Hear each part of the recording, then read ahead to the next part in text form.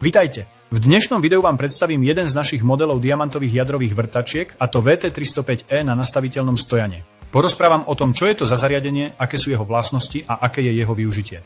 Ak vás táto téma zaujíma, pozývam vás na sledovanie. Diamantová jadrová vrtačka VT305 s nastaviteľným stojanom je mimoriadne univerzálny model určený pre dodávateľov, ktorí potrebujú výkonný stroj so širokým rozsahom priemerov jadrového vrtania. Toto zariadenie disponuje motorom s výkonom 4300 W a otáčkovou rýchlosťou 760 otáčok za minútu. Je schopná vyvrtať otvor s maximálnym priemerom 305 mm. Táto diamantová jadrová vrtačka vďaka svojmu výkonu zvládne aj tie najnáročnejšie podmienky, vrátane vrtania do železobetónu, prírodného kameňa či asfaltu. Je vybavená odolnou prevodovkou a mechanickou spojkou, ktorá chráni prevodový systém pred negatívnymi účinkami preťaženia, ktoré by mohli v dlhodobej perspektíve spôsobiť poškodenie stroja. Ako som už spomenul, v tomto modeli, rovnako ako v našich ostatných vrtacích strojoch na betón, sa nachádza mechanická spojka. Je to rovnaká spojka, ako môžeme nájsť v iných strojoch tejto kategórie s podobnou cenovou úrovňou. Takáto spojka je súbor podložiek a ozubených koliesok pevne spojených na hriadeli s primeranou silou.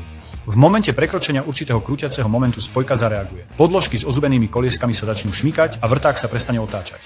Treba si však pamätať, že hlavnou úlohou spojky je chrániť stroj, nie používateľa. Pri práci stroja na stojane ani nepocítime účinok spojky ani predchádzajúci moment, kde sa všetká sila prenáša práve na stojan. Spojka v našich diamantových jadrových vrtačkách nie je hydrokinetická, teda nejde o typ, ktorý by okamžite zastavil chod stroja.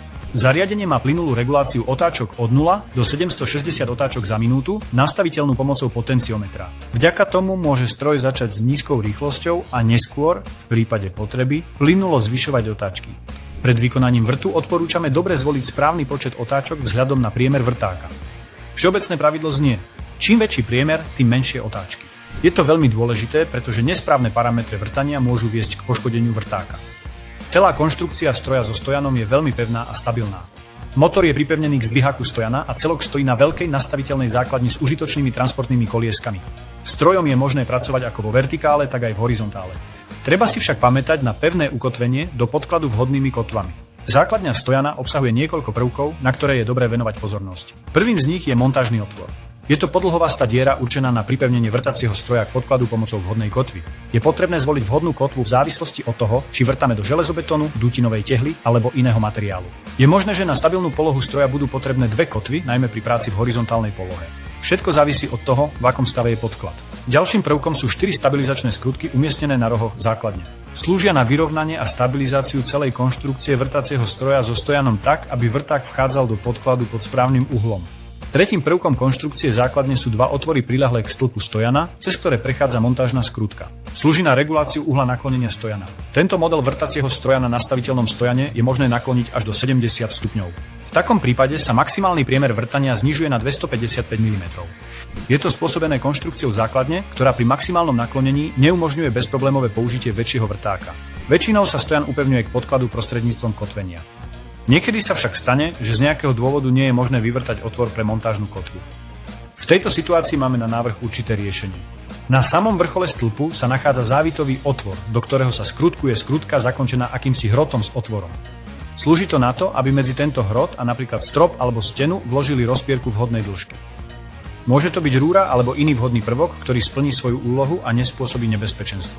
Takto nasadenú rúru je potrebné rozpierať pomocou odskrutkovania skrutky upevnenej na samom vrchole stĺpa stojana. To spôsobí rozpieranie stroja medzi podkladom a stropom na podobnom princípe, ako fungujú kovové stavebné podpery. Odôvodnenosť a možné možnosti použitia tohto riešenia je potrebné zhodnotiť samostatne, keď ste na pracovisku. Motor stroja upevnený na stojane je zakončený vretenom. Má dva vonkajšie závity. 1 1/4 a vnútorný pol palca. Slúži na upevnenie korunových vrtákov na betón. Tieto závity sú veľmi populárne na trhu a väčšina dostupných koruniek na trhu bude pasovať. Nad vretenom sa nachádza ventil, ktorý umožňuje prívod vody počas práce s vidlicami na mokro. Ak máte ďalšie otázky, povzbudzujem vás, aby ste nás kontaktovali prostredníctvom kontaktného formulára dostupného na našej webovej stránke alebo telefonicky. Dovidenia v ďalšom filme.